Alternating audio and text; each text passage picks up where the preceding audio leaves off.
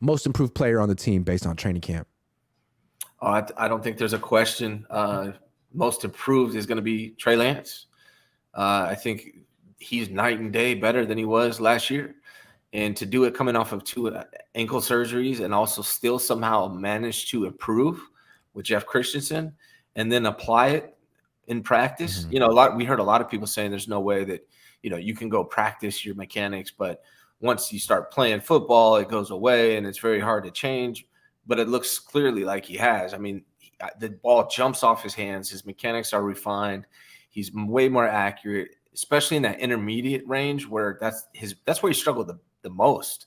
You hear a lot about the layups for Trey Lance, but if you look at his percentages, the greatest difference between Brock Purdy and Trey Lance is in that intermediate range, that 10 to 20-yard range. And he looks to be the best one of these quarterbacks in that range to me. Yeah. And I think he's going to surprise a lot of people, and we'll see how it plays out in the preseason, but I think there's no question he's the most improved player on the team. There's No one doubt. other one. One other one, you might have him. You have another one? No, I was going to talk about Trey for a second before we move on. Okay. I think it's amazing that he could make these strides in one off season. Yeah. With a private coach, 2 sessions, a few weeks, carried over the field. That's really impressive. And it's really it's too bad the Niners couldn't have figured this out 2 years ago. Yeah. Time is of the essence. This guy is on a rookie contract. You don't want to waste a minute. And Jeff Christensen was out there. Jimmy Garoppolo had worked with him since high school. You could have talked to Jimmy. He was in your facility. Instead, you sent Trey to John Beck. You broke his finger in a preseason game.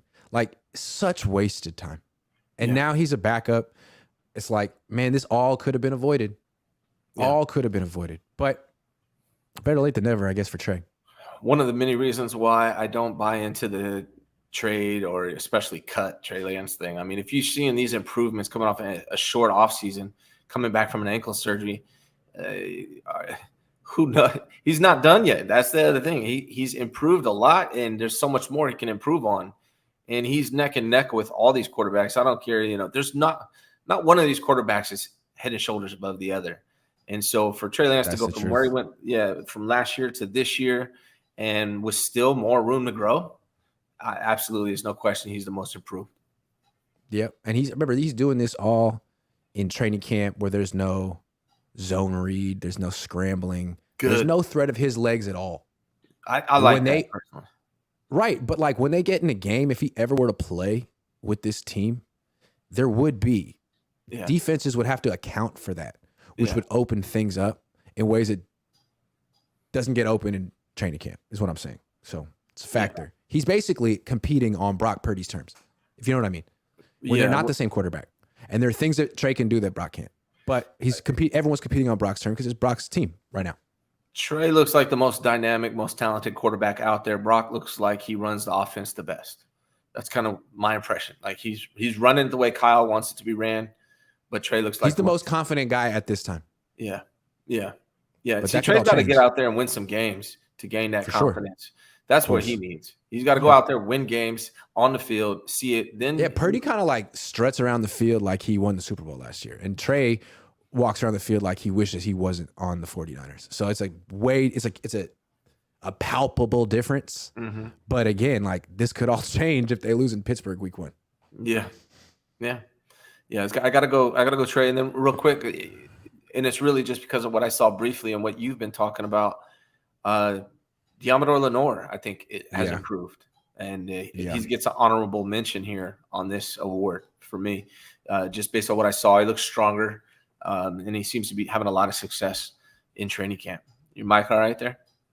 Yeah, it's all right. Sorry to be distracting. I would agree. I think one of the things, 2 people get big credit for the Lenore improving. Lenore being one for working his butt off as opposed to whatever Ambry Thomas has been doing the last 2 years, and Brandon Ayuk. I feel like those 2 guys have been facing each other, Lenore and Ayuk, every day for a while. And Ayuk is obviously better than Lenore. Gets the better of Lenore. But is also making Lenore better. What they say, iron sharpens iron. Why isn't Charvarius matched up with Brandon Ayuk? Why is he matched up with Debo? Why is Debo still cute? Why is Debo still wide receiver 1? Should he be? It's because they have Charvarius Ward on the left, which is where you usually put your number 1 corner, because you usually have your number 1 wide receiver on the right. But on the Niners offense, Debo's more of like an old school flanker, and I think Ayuk's more of like an old school split end. And so the X receiver in old school offenses would be on the left more. Just for whatever reason, like the quick throws are on the right and the longer throws are on the left. So I think that's just how it works on the Niners, because Ayuk's better at getting off the press. He's a better route runner. And with Debo, you just want to get the ball in his hands and let him do stuff. That's just kind of how it works on the Niners. Yeah, because I was watching the Jets, last night, and you see Sauce going against Garrett Wilson. And to me, I'm just watching like, man, those guys are both amazing, and they're going to both make themselves great. And it'd be nice if – maybe Lenore is just as good as Charvarius. I don't know. But it'd be nice to see Brandon Ayuk going against Charvarius. It would be nice because they did in 11-on-11s yesterday, and Charvarius locked him up and almost intercepted the pass. Charvarius is really good. As good as Ayuk is, like Charvarius could probably shut him down. Not every time, but he's that good. He just doesn't he's already gotten paid, essentially. Yeah. And guys like that often don't bring it every day in early August, which is fine. It's fine. It's not ideal, but it's fine. They've proven themselves. Unless you're CMC. Yeah, pretty much. Our King says with Brock's struggles in camp, although he takes like every third day off, so I'm not going to. With Brock's struggles in camp, why are the Niners still hell-bent on starting him? Losses could be the difference in getting a bye at home field. How about this? You could have said this last year. With Trey Lance's struggles in camp, why are the Niners still hell-bent on starting him? Like, that's what last year was. He wasn't great in camp last year, and they started him anyway. I feel like the Niners sort of make their mind up at this quarterback spot so they can say, we have a plan. Everything's going according to plan, not like we're winging it. Well, in fairness, man, I feel like Brock Purdy, you won 8 games in a row. It'd be bad for the locker room not to start him. So there's really no competition going on between Brock and anybody. They determined that a long time ago. That Brock you could always say, we're going to go slow with Brock. Yeah. It's not that Brock's our starter. You could always be, Brock's our starter, but we're going to be patient. Yeah. Because we really like him, and he's part of our future. And then someone else starts week 1, and you're like, well, now we're riding the hot hand. Well, that's what I thought was going to happen with Brock, because I didn't think his timeline was going to be so short, like as far as recovery. I thought they were going to be like, if it was close, I thought they were going to do what you just said. But, he shows up day 1 of training camp. So, it kind of changes everything. Lamonte757 says, if Kyle really cares about Brock, he would say he is quarterback 1 publicly, no sugarcoat. He always says he doesn't know. He has to start Purdy because how he ended last year. What happens when Moody misses game-winning kick? Yeah, it's interesting. Like, they give him all the reps. They say he's not going to start because the starters aren't starting, but they won't come out and call him the starter. Like, why not? Why? To motivate him? So when I heard him call him a starter in regards to this game coming up, I figured that was basically what he was doing. But has anyone asked him yet, is Brock Purdy starting week 1 recently? Has anyone asked him that? Guess not. Maybe he would say yes if asked. Yeah. I could do that. Game Time says, if we got Kirk, would our defense look like 16 Atlanta? If we got Kirk, would our defense... Some people would have to go. Oh, I see what you're saying. We'd have to get rid of some guys. I think so. You could trade Bosa, and boom, there you go. Juan Torres says, Grant, Nick Wright definitely used all your points almost word for word. Need my boy Grant.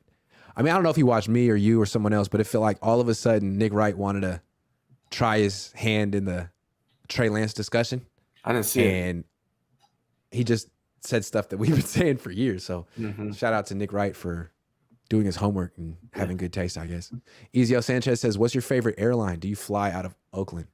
I do fly out of Oakland. It's a wonderful, wonderful, casual, relaxed airport where there's not that many people. And my favorite airline? SAC. I don't know. SAC is the same. I think even San Jose is kind of like that. San Jose is nice. They have a Trader Vic's in the terminal, which is nice. You get the original Mai Tai. SAC's so mellow. It's just like Oakland's hella mellow. Yeah. Cool. My favorite airline, I don't know. They're all awful equally. Hawaiian Airlines. It's my best experience. Yeah. Hawaiian, what'd they do? It's just amazing. They're just cool. Yeah. They're tight. And unfortunately, not as I don't know if people pray or whatnot, but it's going down in Maui right now, and it's a shame because I was just there. Like it's on fire. Like a lot of it. Yeah, I just saw it this morning. So wow, unfortunate. Thoughts and prayers for Maui. Seriously, HR Grant, hella dope. Thank you, Juan Torres. We will never have a quarterback like Mahomes because Kyle scolds quarterbacks who improvise. His micromanagement doesn't let them flourish. Fire Kyle.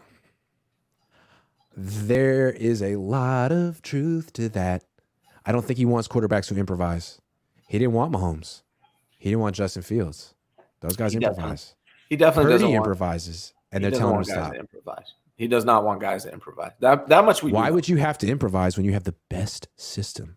There's zero reason. Play caller. There's zero reason no to ever reason. improvise. Just do your job. It's not that hard. It's not about you. It's about Kyle.